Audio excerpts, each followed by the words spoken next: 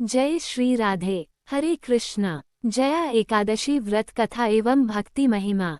हिंदू धर्म में एकादशी व्रत को अत्यंत श्रेष्ठ और पुण्यदायक माना गया है। विशेष रूप से माघ मास के शुक्ल पक्ष की एकादशी को जया एकादशी कहा जाता है।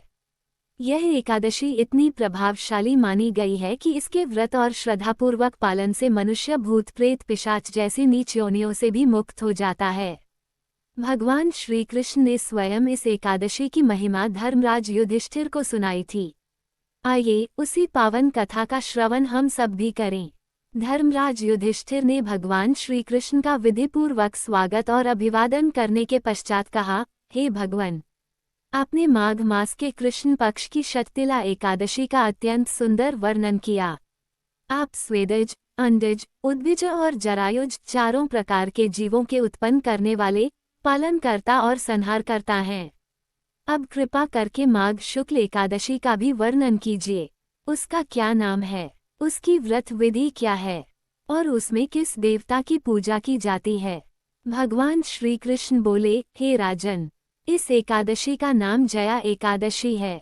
इसका विधिपूर्वक व्रत करने से मनुष्य ब्रह्महत्या जैसे महापापों से भी मुक्त होकर मोक्ष को प्राप्त करता है और इसके प्रभाव से भूत प्रेत पिशाच जैसी योनियों से भी छुटकारा पा लेता है। अब मैं तुम्हें पद्म पुराण में वर्णित इसकी महिमा और कथा सुनाता हूँ। ध्यानपूर्वक श्रवण करो। जया एकादशी की पावन कथा। प्राचीन काल में देवराज इंद्र स्वर्गलोक में राज्य किया करते थे। स्वर्ग में सभी देवता सुखपूर्वक निवास करते थे। एक समय देवराज इंद्र नंदन वन में अप्सराओं के साथ विहार कर रहे थे और गंधर्व उनका मनोरंजन कर रहे थे। उन्हीं गंधर्वों में पुष्पदंत, उसकी कन्या पुष्पवती, चित्रसेन, उसकी पत्नी मालिनी तथा उनका पुत्र माल्यवान भी उपस्थित थे। पुष्पवती गंधर्व कन्या माल्यवान को देखकर उस पर मोहित हो गई। अपने रूप, लावण्य और हाव भाव से उसने माल्यवान का चित्त हर लिया। दोनों परस्पर प्रेम में इतने मग्न हो गए कि गान में स्वर और ताल बिगड़ गया।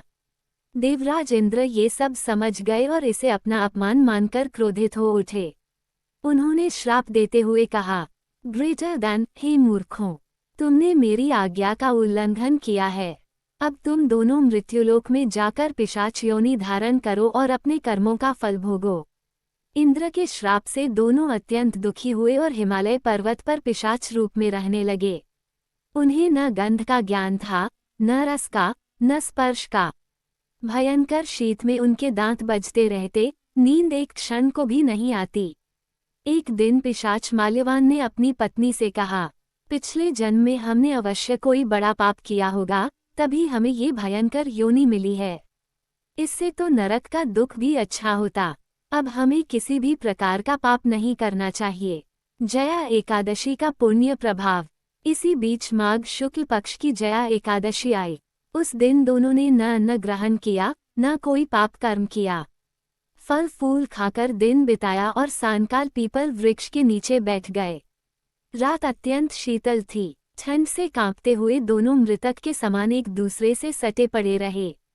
पूरी रात जागरण हुआ। भगवान श्री कृष्ण कहते हैं, हे राजन, जया एकादशी के उपवास और रात्रि जागरण के प्रभाव से प्रातः होते ही उनकी पिशाच योनि नष्ट हो गई। वे दिव्य गंधर्व और अप्सरा के रूप में पुनः स्वर्गलोक को प्राप्त हुए। देवताओं ने पुष्पवर्षा की। इंद्रदेव ने आश्चर्य से पूछा, तुम्हें यह मुक्ति कैसे मिली? माल्यवान ने उत्तर दिया, भगवान विष्णु की कृपा और जया एकादशी के व्रत से। इंद्रदेव बोले, अब तुम हमारे लिए भी वंदनीय हो, क्योंकि विष्णु भक्त सदा पूजनीय होते हैं। जया एकादशी की महिमा। भगवान श्री कृष्ण ने कहा, हे युधिष्ठिर, जो मनुष्य जया एकादशी का व्रत करता है, वह मानो सभी यज्ञ, जप और दान कर लेता है। ऐसा भक्त हजारों वर्षों तक स्वर्गलोक में वास करता है। सभी प्रेम से बोलिए, जया एकादशी की जय।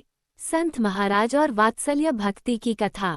इसके पश्चात प्रिय श्रोताओं, अब हम भगवान की कृपा की एक और अद्भुत कथा सुनते हैं।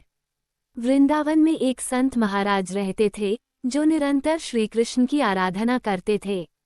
उन्होंने संसार को मिथ्या जानकर अपने मन को सदा भगवान की भक्ति में लगा दिया।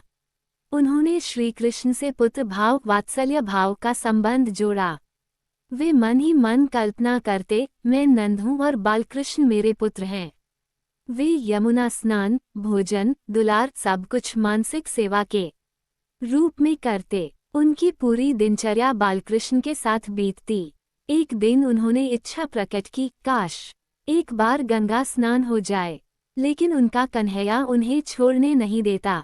समय बीतता गया, संत महाराज वृद्ध हो गए और एक दिन श्रीकृष्ण का स्मरण करते करते देह त्याग दिया। अंत्येष्टि के समय एक 7 वर्ष का सुंदर बालक गंगाजल लेकर आया और बोला, मैं इनका पुत्र हूँ, आज मैं ही इनका अंतिम संस्कार करूँगा। उस बालक ने गंगा स्नान कराया, तिलक लगाया और संस्कार पूर्ण किया, फिर अंतर ध्यान हो गया। तभी सब समझ गए, वो स्वयं बालकृष्ण थे, जिन्होंने अपने भक्त की अधूरी इच्छा पूरी की। तुलसी माता की कृपा कथा। एक किसान प्रतिदिन तुलसी माता की पूजा करता था। तुलसी माता ने कन्या रूप धारण कर उसके घर प्रवेश किया। जैसे ही उसके घर तुलसी माता आई, गरीबी दूर हुई, आनंद आया। अंत में कन्या ने कहा, पिताजी मेरा विवाह शालिग्राम जी से कराइए। तुलसी माता की कृपा से 7 कन्याओं का विवाह संपन्न हुआ और किसान का जीवन धन्य हो गया।